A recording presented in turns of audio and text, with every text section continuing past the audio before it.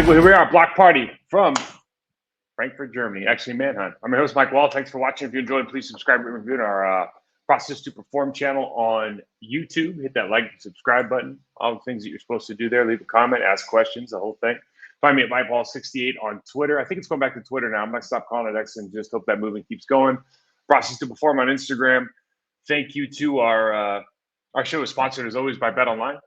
BetOnline is the world's most trusted betting platform, your number one source for everything football, from the preseason NFL to college kickoff. BetOnline has every stat, every matchup, and even live odds and spreads while the games are being played. Think you know your stuff?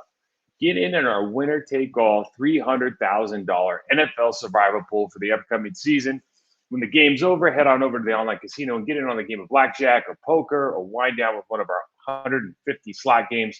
Head to the website today and use a promo code BELIEVE, that's BLAV, to get in on the action. Bet online where the game starts. For those who don't know what a winner-take-all is, I think you get one vote. Wait, what do you get? One team. You can only use one time or something like that. But basically, you have to go through the entire season, all the games. So that doesn't make sense. So it's maybe you can use a team twice. But you can get knocked out in the first week, you can get knocked out in the fourth week, you can get knocked out at the end of it. But last man standing gets all of it. The chances of somebody doing the entire year correctly, I can't remember what the odds are, but it's like in the billions or something like that. So BetOnline's feeling pretty good that they're only going to have one winner. Otherwise, maybe they'll hand out a couple $300,000, or maybe they go to best score. I don't know. But what I'm trying to do is delay the inevitable, which is talking about this game. All right. Packers 2, Broncos 27. They don't muster a point on offense. Jonathan Clifford starts the game. Jordan Love, most of the starters out on defense. Listen, the first play of the game, the first play of the offense, the fumble, the snap between him and Sean Ryan. It's kind of all downhill from there. We ended up with, 3.4 yards a carry, 88 yards and 26 carries. Sean Ryan was 6 for 10. Michael Pratt came in. It was 10 for 16, a little bit better. Short passes, 67.7 QBR rating. But really, the name of the game here is, for me, this is one of those deals where you jokingly say, does Jordan Love go back to the negotiating table after seeing that disaster? Because it just goes to show you, the Packers don't score on offense, but it goes to show you the difference in kind of level of play between the National Football League starters and everybody else. For the most part. Obviously, there's some teams with some great depth, but when you just take out your starters, the Broncos played their starters, I think into the second quarter, and you just can't muster anything. And so there's two things that are interesting with this game for me. One is just showing the discrepancy between kind of your high level starter players and everybody else in the league. So, like, where is that development piece coming from? Well, I guess it's a work in progress with the Packers. They're a very young team. You can see some of the scheme stuff start to develop with Hafley. You get to start to create a framework of what it's going to look like. Certainly, by the time you get to week one, there's going to be all the game-specific planning, all the adjustments that they have. So it's not going to look the same. Like some of the stuff we're going to point out, they'll probably change up by week one. But I think you get a good idea for the structure. Here's what I like to watch in these. I don't like watching these games, but if I am watching these games just from like a coaching standpoint, trying to put that hat on, trying to put that eye on, you're looking at when the twos are playing the ones, or when it's like backup on backup crime. How consistent are your guys in what they're trying to execute? So in other words, like, I can get beat by a better player, but am I trying to do things right, or am I going off script? That could be with the way I'm making calls, the way I'm making decisions, the way my footwork turns out to be. If I get antsy, if I'm a lineman, if I get antsy, does my pass set go to trash? Or am I trying to be consistent? I think the guy in front of me is just a better player, he's more powerful, and I need to get in the weight room. I mean, there's a lot of things that you can look at and take away from a coaching standpoint, from a fan standpoint, or from my standpoint as somebody who just wants to watch like the top guys compete. Not much of a game, quite frankly, but we'll get into some tape. We can certainly look at the defensive breakdown. I'll be honest with you guys. I started with 20 plays, 10 plays each, and I'm starting to go through them, and I didn't think they were – listen, you can learn something from every play, certainly, But it was not a good. It was just not a good football game. It was not a good football game. But hey, listen, let's watch some tape. Let's see what we got here. You put this on. So the first thing we're going to start with the 10 plays on defense. Okay. So you got the 4-3 to start out with. I mean, you got their base defense, a new look with Jeff Hadley. You can see two linebackers in the box here. Switching gaps. So first play of the game on defense, what they're going to do is remember there's gap responsibilities for every player. So on the front side, as you look from the our left of the center's right, our left. Right now, it looks like the defensive tackle's got the A gap covered. The defensive end, Amari's got the C gap covered, and then the linebacker you assume has B gap unless the safety's coming in. But they're going to switch gap responsibilities here. Amari's going to take the B. We're going to loop out on the A gap, and then and loop out to the C gap for the defensive tackle, and that leaves our linebacker in on the A gap.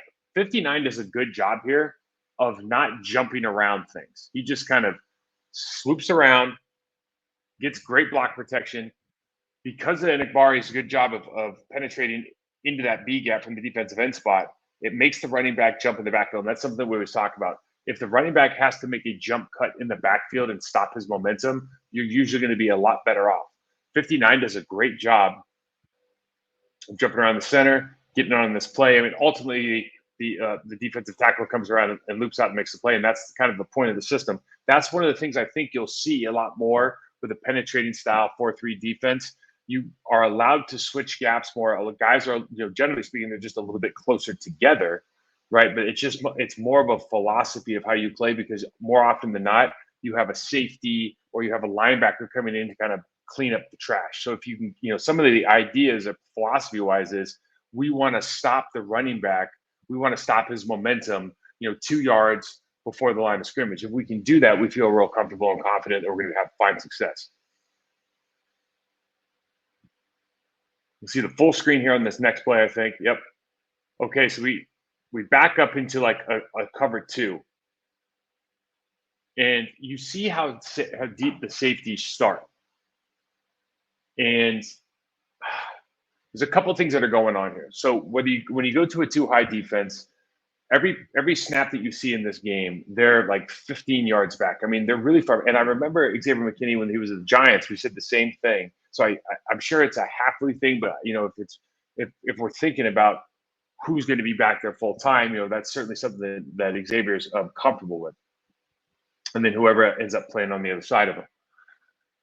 With a lot of this stuff, when you're running that 2, you got to have that corner on, be a great run support guy. The problem with cover 2 now is because of the blind spots in the coverage, as far as where the quarterback can attack in the passing game, which is the sideline just behind the corner and to the side of the safety. The safeties play a lot of what we just call like drop coverage, and they fade back unless they see somebody coming into the flat. The problem with that is, as we'll see in a couple situations here, I don't know if they're as comfortable and confident in the run game as they should be. You see up top, when we watch this play, I mean, this is exactly how you draw this run play up if you're the Denver Broncos. The corner goes upfield, and I think he's trying to stop the running back from going outside, but it's like you're penetrating yourself out of the play. Everybody else is covered up except for my man in the hole. He does a great job of defeating his block, knocking the guy flat on his ass and then making the tackle, but they still just get a pretty good gain out of this. But if you watch it from this side, so we've got a little bit of congestion, I think, from at the linebacker level. I think Wilson's the one outside. 59 does a good job here. 45, we're not going to see him, but this is how the Denver Broncos draw it up. You got everybody on the Denver Broncos has outside leverage on their man. We're a little bit slow to read this play. Is it because as we go back, we got back offset? So usually you're thinking you're running the zone to our right, their left, or they're going to run some sort of gap scheme here where they're going to come downhill. But, to run the quick toss out of here, you would think they're prepared for this, but it looks like they were a little slow in the uptake. Tight end easily gets Enikbari here, which just cannot happen. 59 gets pushed, and really the only guy that makes a great play is, I think that's Alec Wilson, 45, coming off the receiver who's trying to crack on him, knocks him flat on his ass, and ends up getting on this tackle, but we drag. And again, we start talking about, how do we prevent these plays, what we think are going to be 1 and 2 yard gains, from getting to be 6 to 7 yard gains. So look at personnel here. We're in, it looks like we're in 21 or 22 personnel. I can't see if that's a tight end who just went in motion. But think about your zone rules now. If you're running like a cover 3, some sort of single high here. I'll go back and show you. So this is a really common zone beater with a single high safety. So they're going to come through. We're going to go play action. We ran this a ton. Running back in the flat. We're going to have a clear. We're going to have a dig across the middle. And then we're going to have the backside tight end like Mark Shimura really come across in the flat. And if it's zone, he's going to sit down. So the responsibility of the linebacker, obviously they have to be able to see that this is not a running play. But then your eyes immediately have to go on a swivel and figure out, am I attacking the crosser? If I'm play side here, do I have to get to my hook curl? And we're not doing a great job here after we realize it's not a running play of disrupting the route by the tight end. Does a good job. This tight end does a good job of just coming in and sitting down. I think we're good on the back end of the coverage here. But, again, it's a 7-8 yard play. And remember, as we're watching this, these are vanilla plays so far. We're not game planning this game. The Broncos are probably not game planning this game. So you're kind of seeing vanilla on vanilla, but I'm trying to show you some of these route trees and show you some of these formations and tendencies in the run game, because this is stuff that even if you're not game planning, depending on your age and experience, you've probably seen this hundreds, if not thousands of times. So the question is, how do you read this? Like, what if you're 59, where are your eyes? So one of the ways to make a triangle between the play side guard, the center, the quarterback, and the running back, or the person deepest. Excuse me. Another way is to find the open lineman and see what he does on his first step. So we talked about last week with Fred Warner and how he plays kind of flat-footed defense, doesn't move until he's sure, and then he goes as fast as he can. This is a little bit jumpy up, and now we're on our heels. We kind of give running lanes to all those guys in the crosser. Now he sees it. We have to sit down, gets in on the play, but again, it's just not clean. One of the reasons it's not clean is it's just having eye discipline, understanding where your reads and keys are, not being too jumpy on the play action. And if you are jumping on the play action, immediately get your head crossed. So you're either running back to your hook curl, or if your responsibility is to see that crosser coming in from the backside, make sure your eyes are there. We motion back in the back, got a 3-by-1. Across the middle, kind of short pickup, 4-yard gain. That's fine. Good job by Wilson making the tackle. All quick rushes. You'll see Bo Nixon here. I thought they did a good job with Bo for the most part of, just getting the ball out of his hands. You watch our first round draft pick from last year. Just think about where is the threat. That is obviously a not a good fundamental pass set pass set from the left tackle. Feet click together, hands are outside. So he kind of has what he wants from the standpoint of you can go right down the middle and figure out what you want to do. So you attack, but you don't attack with hands inside. You still let the guy, even though his hands were out here, you don't get your hands inside, so you don't control the play. And you're trying to work this move upfield. So you've gone into him, you go upfield, you try to rip underneath. But the truth is, you're not going to get around that corner because that's not the way the guy's set. So you need to make a decision when you see a guy who's a heel clicker, who's a turner, like, is that what we're trying to accomplish? And if I am trying to go around the corner, do I want to touch him that early in the set?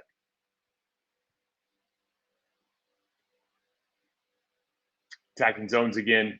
So we have a clear out, and we're going to bring the backside guy for the deep cross, and then we're going to bring the inside guy for the shot across. So obviously, as you're looking at this, and we're not game planning, okay, but as you look at the route combinations and you look at the formation, when you've got two guys tight to the tackle, they're either going to run crossers or they're going to run to the flat immediately and then have a deep corner. I mean, they can run more stuff, but you start looking at tendencies across the league. Like, why would you put a guy in that tight? Well, you either want, if you're Sean McVay, you want to eat up the space to the left here, the offense's left, or you want to get him across the formation as fast as possible and start threatening those safety zones. So again, we're under center. I think, for me, this is the best way to play football in terms of you're giving guys a ton of different looks from a defensive standpoint. We got the fake toss boot underneath. He's really got two guys open here, and you're just reading off the linebacker. So we got the fake toss, and you just have to realize as a rule in the defense, how are you guys going to run this? If you guys are running with the end crashing, the linebacker has to take care of the boot. That's one thing. It looks like in this situation, the defensive end is responsible for it. He's just a little bit slow in the uptake. You see that good fake from Bo Nix, who's like a 27-year-old rookie, gets outside, makes a good throw here. And really, you're just reading Eric Wilson. Eric can't be right here. There's two guys he has to cover. Good job making a play. So we're showing cover 4 on this next play. I can't remember this isn't the touchdown. So we're showing cover 4 on the next play on the high side of the field. So why I say cover 4? Well, because you've got the safety and the corner lined up together. You're assuming those guys are kind of playing, two sides of the zone, and you see the safety on the far side all the way over near their hash. That's represented. He's playing like we're playing like a quarter half going left to right. Okay, so you're showing cover 4 over there, and you're showing a cover 2 over here with outside leverage on the corner down here. The corner's going to play bail coverage, right? And we already saw him play, kind of a bail coverage in the first week. And we've been kind of talking about already in this game. There's some issues now, not with the Packers, but just in general with cover 2, trying to cover that sideline pass that's between the cover 2 corner and the safety, who's on the hash mark right now.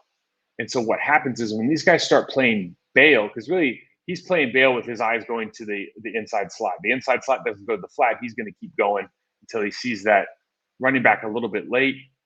And now we've got, really a one-on-one. If guys block up like they should and just cover up these guys like the Broncos are, you got a one-on-one with this linebacker where you got a lot of room to run. So this is a kind of a real problem, I think, or opportunity for improvement with the cover 2. And this is a good way to attack it from an offensive standpoint. This is kind of like they dialed up the right play in the right situation, knowing that cover 2 corner is probably going to bail. And see, from the pass rush standpoint, our man here, Brown, has a good rush, okay, but just doesn't have any time. They're getting rid of this ball right quick. And again, I think Sean Payton, he's known for throwing the quick pass. Drew Brees did a great job getting rid of the ball when you have his time with the Saints. So you start, last year, the time with Russell Wilson, who, wants to hold the ball, wants to cook and all that stuff. You're not going to see that anymore from this team. They're going to be a lot more on the quick decisions, get up to the line of scrimmage, make the right calls, execute as fast as possible.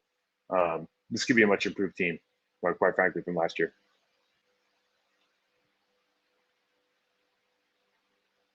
So this is kind of the dangers of playing a penetrating defense, and I'll show you what I mean. So you look at the backside guy here. We've got an A block between the center and the left guard, and the left guard gets all the way over, and so he tries to swim over the backside and get in and try to penetrate on the backside of the A gap and get to the running back high side. Instead of pressing that hole, he could actually push the lineman into the hole and be sitting in the position where the running back cuts into right now. Now, the glory play is to swim backside and make that tackle for loss. But if you don't make the glory play, then now you give a 5-6 yard gain, potentially more. We did a good job on the back end covering this up. You can see it from this perspective. So we got Carl Brown with his right foot back, and he's going to take that first step, go back around that A gap. I'll show you on the play side a great job here of, against their starting offensive line, pressing, staying square, ripping off, getting in and making the play. That's a fantastic job. That's a fantastic job. This is, in my opinion, kind of the bread and butter of a defensive tackle in the National Football League right now, because every team runs some form of zone where they're going to make that cut off the inside hip of the tackle, outside hip of the guard, whatever you want to call it. And so he could very easily be the read more often than not. And the ability to stay square, not feel pressure to get outside leverage on this, but just be able to stay kind of, I call it nose to outside eye, and then shed the block and come back in, make the play is a great thing. Let's look back at that backside player here. Go backside here, and we're thinking that we're going to be able to get there because he is quick. But the truth is, you could just press this hole, and now it goes from being a gain to a lot, or a play for no loss at the line of scrimmage. Let's watch backside at 59. The center comes off, does a good job of getting in. He actually gets held here. I don't know if they called that. Could have easily called a hold here if they didn't. Good job avoiding the block. Okay. So this is the touchdown, and I think it's debatable whether or not he was over the line of scrimmage or not. That's not really the point. These are the difficulties of rushing a specific way. So let me show it again. So when we have multiple players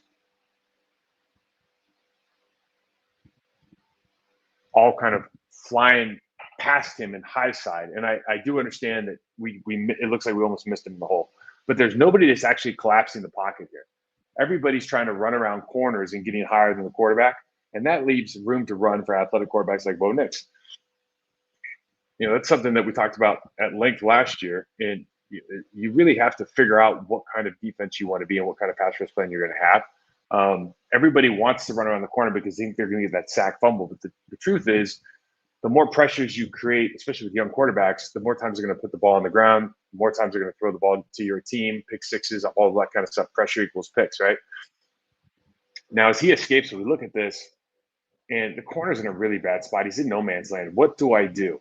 Now, some defensive coordinators will just tell you, you got to stick with your guy because if you come up, he's going to end up making the play. But then you're really leaving with the linebacker and the safety trying to make the play on the quarterback here, and he could run. I mean, hypothetically, he could run for 10, 15 yards before he gets touched. He might be able to walk into the end zone. Maybe he has to make this safety play on the goal line. And so you don't really know what they're teaching here, but certainly the corner is just put in a really bad situation. If it's me, I'm probably telling the corner, stick with your guy and have the safety or linebacker have to make that play until he crosses the line of scrimmage. But it's such a bang play, and what happens? I think it's really difficult for these guys to do that in real time. I think I just showed one or two plays here from the next series. So I think this is the toss. So they motion across. They're back in 21. This is a run priority. So you got a first down look, 21 personnel, fullback in the backfield. You see a ton of teams going to this. They motion over to twins.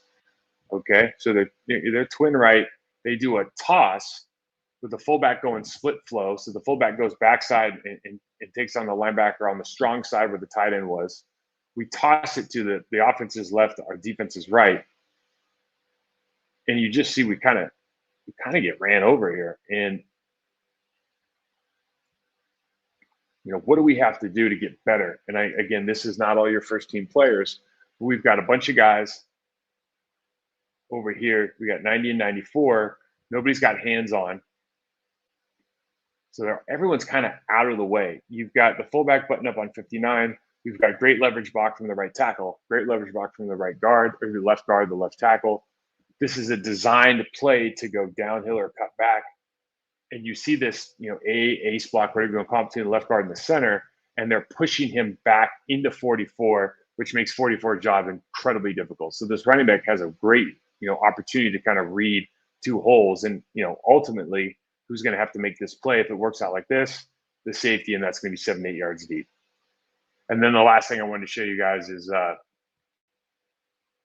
we talked about the cover 2 look. So he's got outside leverage, and this is just too easy. This should be a play historically when you're running a true cover 2 with the way they used to run it. And I understand why they can't. The quarterbacks and the receivers are too good at throwing the, kind of that soft 7 route now or that sail 7 when you're out at the sideline at 15 yards behind that corner in front and on the side of that safety. But you get back to a cover 2. You see that everyone's playing outside leverage, and there's nothing out here, so the corner just keeps bailing. And because he keeps bailing, there's literally nobody to try to take this running back. Our linebackers have dropped deep. Nobody's kind of, it's like almost they forgot that the running back could receive the ball. And so when this guy catches the ball, you've got 10 yards to the corner. You've got 3, let's say 950 pounds conservatively running downhill. And you've got your linebackers that are 15 yards away at the closest. So, problem.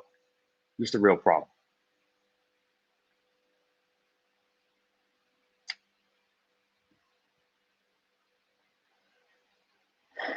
So before we get on, it's like, again, what do you take from that information? What do you take from the tape? The Broncos came in with a very simple game plan without maybe us game planning. It's just kind of good on good. Obviously, their ones are going to be better than your twos. You don't see a lot of missed tackles there. You don't see a lot of. I don't think you see a lot of. You might see some like scheme design flaws in what we talked about with the cover two, but that's kind of universal. It's like you have to kind of game plan this stuff a little bit more to understand when you're going to bail and when you're not. So I don't see a lot of errors from maybe from a fit standpoint in the run game, but you don't see a lot of errors, like mental errors that are happening. So you've cut down the mental errors, you've cut down the missed tackles already. So I actually think even though that didn't look very good, there's some positives you can take out of it. Okay. Now, having said that, we go here and he goes from this is just first play, new center, new quarterback. I get it. But, to start the game this way, here's the thing that happens with these kind of plays. You get into a situation where you look over across the field and you're a backup and you're trying to prove yourself. You're trying to make this team. You're trying to show Sean Ryan's trying to show that he's, maybe he's trying to show that he's a starter. Maybe he's trying to show that, hey, I could even take I could even take the center position. 62 is the second game in the National Football League, albeit a preseason game. Hey, I belong here, even though I'm an undersized guy. You made the right choice in draft. So there's all these things going on.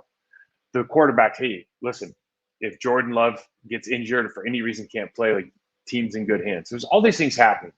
And then there's this anxiety because there's the first team on the Broncos defense looks like they're going to be playing at least a lot of their starters. And so you start going, okay, this is a different kind of challenge for us. And then you talk to yourself, okay, this is just like practice, 2s-on-1s in practice. Like we can do this. We're confident in our offense. Some of these guys have started games before. Certainly Royce Newman, we've seen in the starting lineup. Andre Dillard, we've seen in the starting lineup for other teams.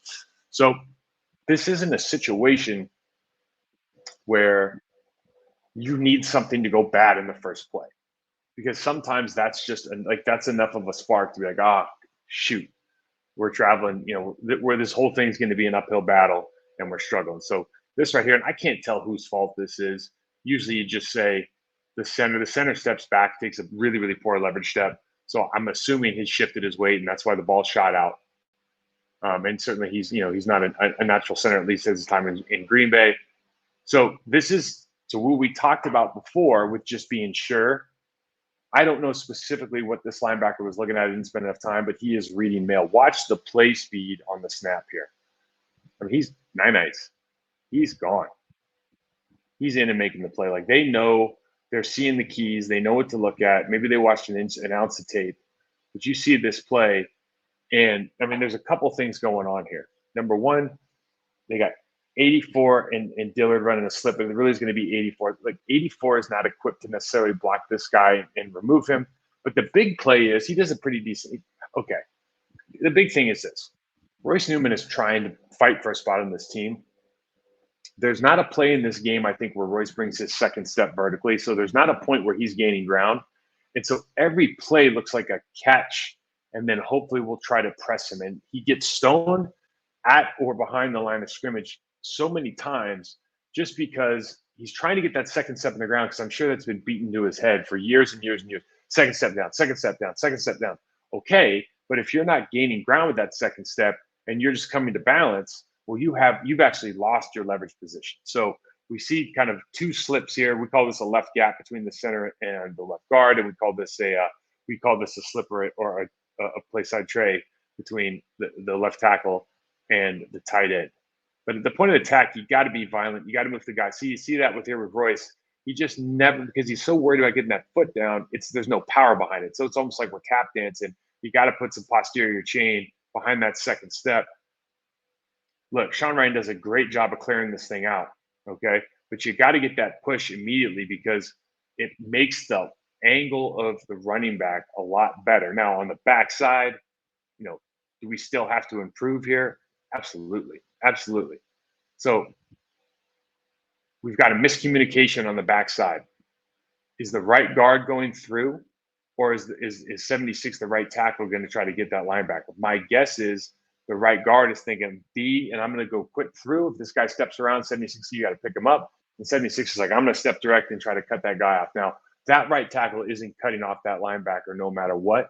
And quite frankly, the right guard, even if he took perfect footwork here, unless he knows that guy's shooting and stepping around, I don't know that he's getting here, but it doesn't look good on the backside because it looks like they're on different pages.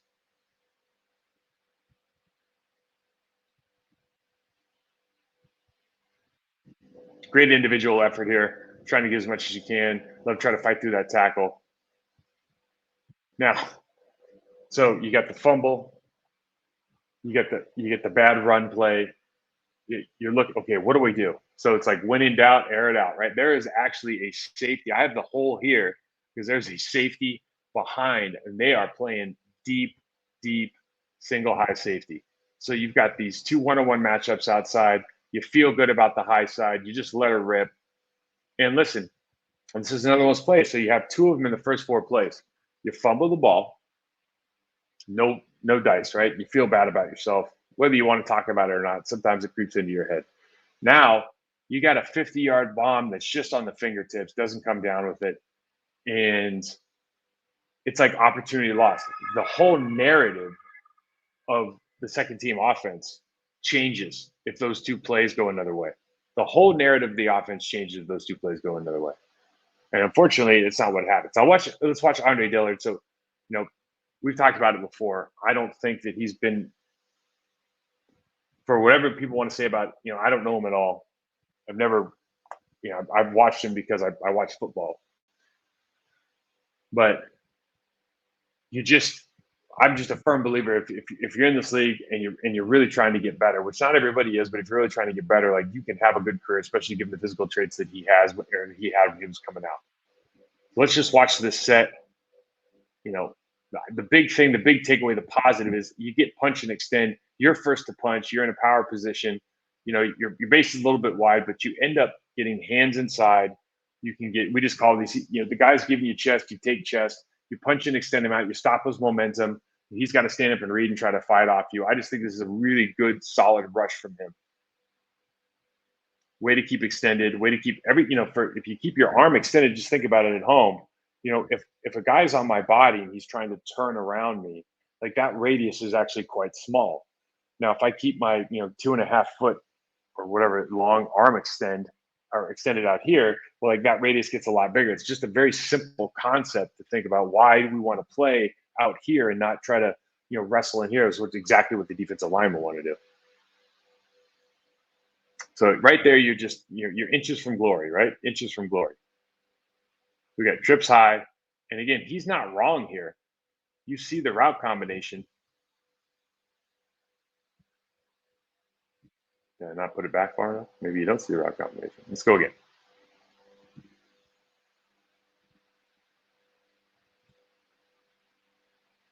So we're going to run the slant. We're going to run the dig. We're going to run the out by the tight end on the downside. And again, we got a deep safety. So what are we trying to do? We're trying to isolate the outside slot receiver. He's going to run a little out and up. Not really an out and up, but just kind of, we're going to beat this guy high side. We're going to take that space. And again, it almost worked that last time. Let's just try it again this time. And the thing about what that means, I think, in practice is that now you've got the fumbled snap, you've got the bad run, you've got the wide receiver hitch, you've got the deep ball that doesn't work out, you got the second deep ball that doesn't work out. So you've run, what is that? My math is so bad. You've run 4 plays that are non-productive. Okay. This is a welcome to the NFL moment for our man over here at, I think he's from Duke. And listen, this happens to everybody. It happens to the starters, happens to the backups. Why does it happen is more important. So he's got to understand what is your superpower as it comes to your physical traits. You're an explosive player. You have good hip strength and you have leverage. You're not tall. Okay, so what do you have to do? This guy's playing wide. He's more of a leverage player as far as when you talk about kind of long arms and torso. What do you have to do here? You got to get your hands inside. He tries for that stab, but you see he's stabbing with his shoulder and not his hips. His hips don't come with. So he takes the brunt of that force, doesn't get that inside hand in, and just gets beat. Quarterbacks getting pressured on the takedown. I think we got 2 run plays here I wanted to highlight from the next series. So we have 2 tight ends in the game. And we've got a double team with the left tackle and the tight end to the backer, and again, the left guard and the center. And Royce has been here for a while. It's like, you remember, let's get physical. You want to get physical here, man. Like, you got to move the guy off the ball. When you're double teaming against these guys, you have to think, I'm going to get, 1-2 yards. I want to push the guy back to the linebacker. And you can't do that if you don't bring your second step. So we look at it again here. 1-2, his second step just doesn't go anywhere, and we're position blocking. And there's nowhere for the running back to go, so he has to make a different decision. And that decision is not in tune with what the other 9 people on the field are trying to accomplish. He makes something out of nothing, and good job, but we got to move the guy off the spot. And now we got kind of 2 separate issues. Again, we talked about Steno hasn't been in the line for a year. This is your backup group. There's, you're playing against the first team. There's a lot of things going on, but are you doing things the right way? We just saw bad footwork, defeat us on the last one. Let's look at the left guard, left tackle here first. Excuse me, left guard, center. So you just see we're not really bringing anything. He's got inside help. So I tell my guys, if you have inside help from the center here, this is tee off central, right? I want to put my hands through that guy's chest because I know if he goes inside, I'm covered. Okay, so I'm not going to get beat outside. I'm going to take a great second step, and I'm just going to clobber this guy. I'm putting my heart and soul into this because I know that I'm covered on the backside. But we don't do that here. 70, he gets sideways immediately. There's no punch. There's nothing. There's no action, right? And there's wide base. So it's get wide, stay wide with your second, no punch through, and now you're going to get caught. You're going to actually push back towards the line of scrimmage, and there's nowhere for the running back to go, okay? Now the backside of this, again, the kind of communication with the backside guard and tackle, is now they figured out with that 2-eye, based on where that linebacker is, okay, we probably want a backside. We just call it backside B. We want to backside B this. And I like how 62 comes through and they just bury this guy, okay? But when I watch this play again, I'm wondering, did the center, you see the motion, you see the space here. The center, if he was, Sean Ryan's not the starter, but he probably we call this, you're bringing a sup call. A sup call basically moves the center and the left guard to the safety, and the right guard and the right tackle now to the linebacker, the middle linebacker, right? That's on the numbers. So I think that's what's happening. It's so poorly blocked, I'm not sure, but that would be the right call. And if it is, 62, we're not getting off on that linebacker who's going to end up really kind of forcing this play here. So before we get to listener questions, this is, you contrast the 2 sides of the football. And again, not starters, but on the offensive side, you're seeing maybe some call issues. You're definitely seeing some execution errors. You're definitely seeing footwork issues that are inconsistent. You're losing to superior players in large part because of what you're doing, not what they're doing. And that's not what you want to see. So you want to see some, if those guys get more reps in this last game, you got to see a lot more, I think, from them to feel good about what they're bringing to the table as far as contributing to this team in 2024, 2025. All right. So let's get these listener questions. Thank you guys always for doing these. I'll just go down the list as fast as I can, or as give you the best answers I can here. Sean Payton, did Sean Payton veer from what might have been agreed upon with Matt for the exhibition game? Says Matt didn't look very pleased when he and Payton met for the shake afterwards.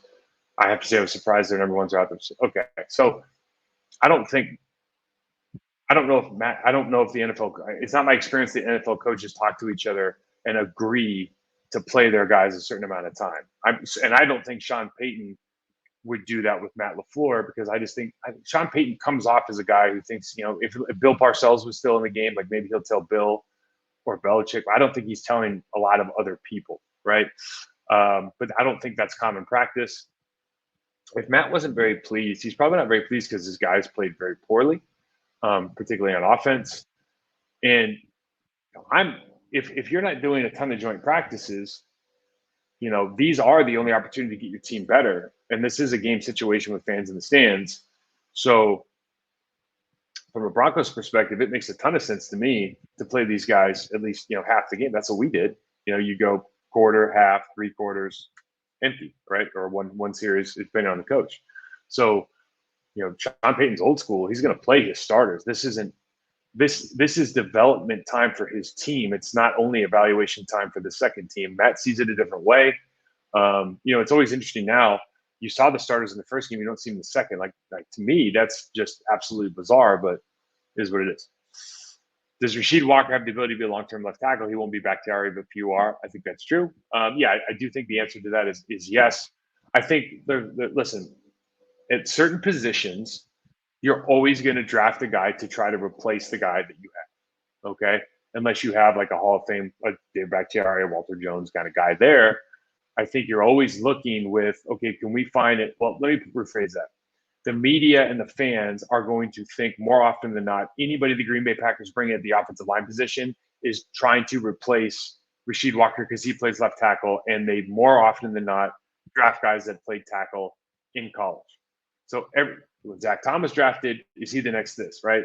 When Morgan's drafted, is he the next that, right? It's always going to be that way because of the position they're playing until he gets to his third Pro Bowl or All Pro or whatever. Then it's like, okay, he's probably not taking that spot. But I think that's an inevitability of where we are, where the media's at, where the fans are at, and really the way that the Packers draft.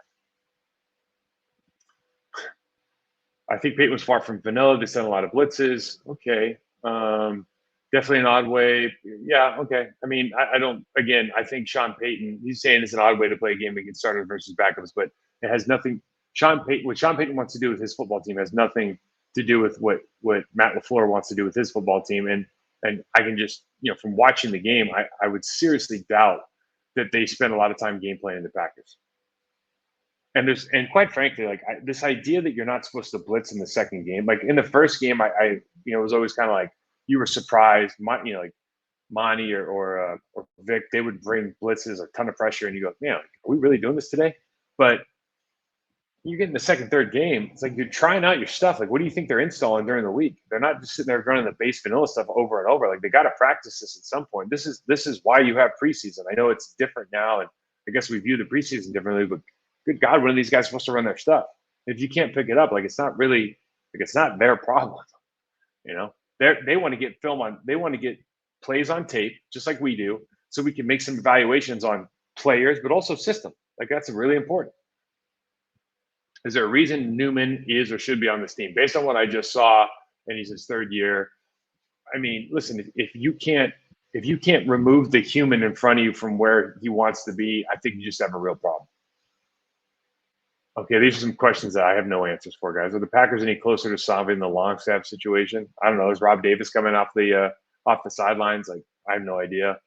Will Anders Carlson retain a spot on the team? I think so.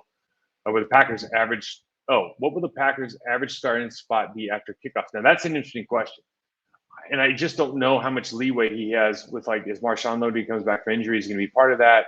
How many, just Bisaccia, how many tricks does he have up his sleeve there? Have they figured out a personnel group that just doesn't make sense? It's almost like, could you go game specific, seeing what the other team does personnel wise, and then try to counter that? You see that a lot now in the NFL generally is they don't have the personnel to play a lot of heavy packages on defense. So you just bring in more guys, tight ends and fullbacks on offense. So I think that could be one of the things you mess around with. But yeah, with Nixon and Marshawn Lloyd, I think the average starting spot through a couple of weeks here is the 28. I know I think in the XFL and maybe even over here in Europe, I think it's closer to the 29 or 30 historically. So I wouldn't be surprised if they break a couple and they're above 30 or right around 30. But to think that it's going to be more than that would be certainly possible, but optimistic.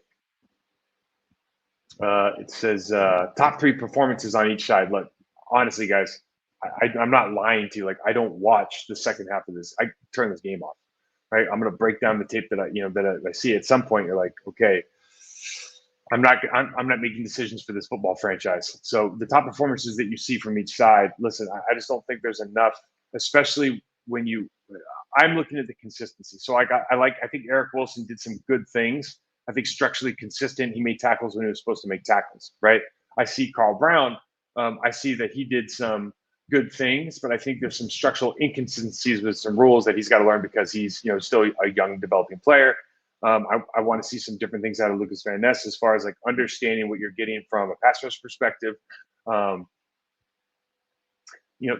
Schematically, you see the depth of the safeties, you see the distance, especially when we go under center, you see the distance between the linebackers and the safeties, and like, what does that mean? Where are people going to attack us? Probably in the middle of the field, especially if you're playing split safety. You see some of the opportunities in the zone. You see how they're running their cover two stuff with the bail corner, and how they want to adjust that for the game. So I think you can learn a lot, but it's almost like I think you learn. Like for me, I learned a lot more about the scheme this week, at least on defense and the offense. And offensively, like when you're not getting movement on the line of scrimmage, you can't evaluate the running back. When you're not getting time in the pocket, you can't evaluate the quarterback. When you're trying to throw, in the first couple, you fumble, you have a swing pass, you have a hitch, you have two deep balls that don't connect.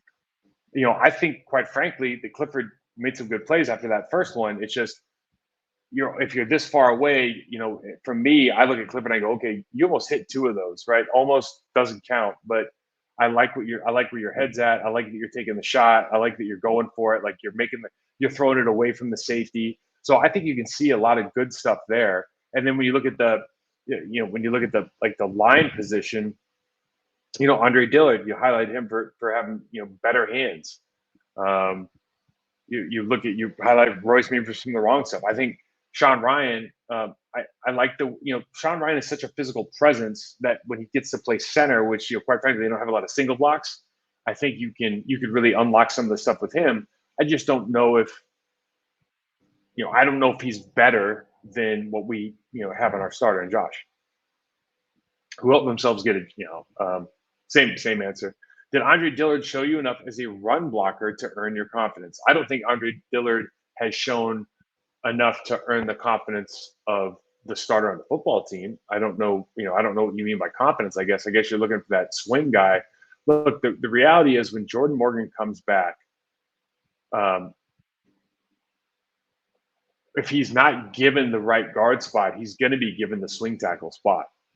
And so you just have to start playing the numbers game if you're Andre Dillard. Now, has he shown enough to say, like, man, there's really something here, and I think we can develop a player? And I know he's in year, I think, 6. Yeah, I think that's probably the case. But yeah, it's difficult. They're trying to see if Sean Ryan can be that backup center, because then you kind of take care of a lot of pieces. As far as you have kind of two guys that can play multiple positions. I'm not moving Elgin. I'm not moving Zach Tom. I'm not moving Josh. So you have these two pieces that I need to have a guard that can play center. I need to have a tackle to play both sides. And it feels like with 7 guys now you can do that. So who's the 8th guy that's going to play? Is it going to be Dillard? Is it going to be one of the rookies? Those are the questions you got to start trying to figure out. And they're going to hold X amount of players, but you got to remember Dillard costs, the way the salary cap works, he might get more money, but he doesn't cost that much more as a vet now than as a rookie. I think they changed that about 10 years ago. So I think he's certainly got a chance to be on this football team. Did you see any improvement from the rookie O-line from game 1 to game 2? Well, I think it's tough to say yes, because they played against starters and the inconsistency we saw in the footwork. I didn't think it was as it's certainly not where you want it to be, and there's certainly a lot of work to be done, and there's nothing to panic about at all. It's just part of the development process. You play against better players, sometimes you get shell shocked. Certainly happened to me. And the last story, there's how many camping stories, and there's a ton of camping stories. Not some are fit for TV, some aren't. And I was just trying to think. The thing I always liked about camp is I remember the first time that camp was, Beck was allotted him some, like, I get to develop this this development period, like this indie period, and we're gonna do what I want to do. And I remember he was, it was his first time, and he was so excited, and he put this, vest on where you could punch him, and we ran through this drill, and there was really really high energy, and it was such a departure from from what we usually did, and not in a good or bad way. It was just a different personality, different energy, different. He was certainly much more positive and upbeat, and you were getting hands on the guy. I always valued being able to put hands on somebody when we're doing drills, and I loved the energy that he brought. And so I always thought, like, okay, and knowing that he had played and all that kind of stuff, I thought, this guy's he's gonna be something as a coach, because he's not just drawing stuff up and saying, okay, go run this, go do this. He's drawing stuff up and putting the pads on, saying, come hit me so I can tell you if that's right or not. And the hands-on approach, I know for me always really helped. So I was always very appreciative of Campy for that. And just that train of thought, maybe more than anything. So that's the show. Listen, we're going to do one more game here. Hopefully the starters get a couple looks so we can get more out of, I think, the film session. But I hope you guys learned something today. You can find me Mike Wahle 68 on Twitter, Process to Perform on Instagram. Hit that subscribe, rate, and review button on our YouTube channel, Process to Perform. Thanks again to Believe Network for sponsoring us, and of course Bet Online. We'll gosh, I don't even know. Is the game Thursday? I mean, hey, we're almost there, guys. Like we are almost at regular season football. Signing off.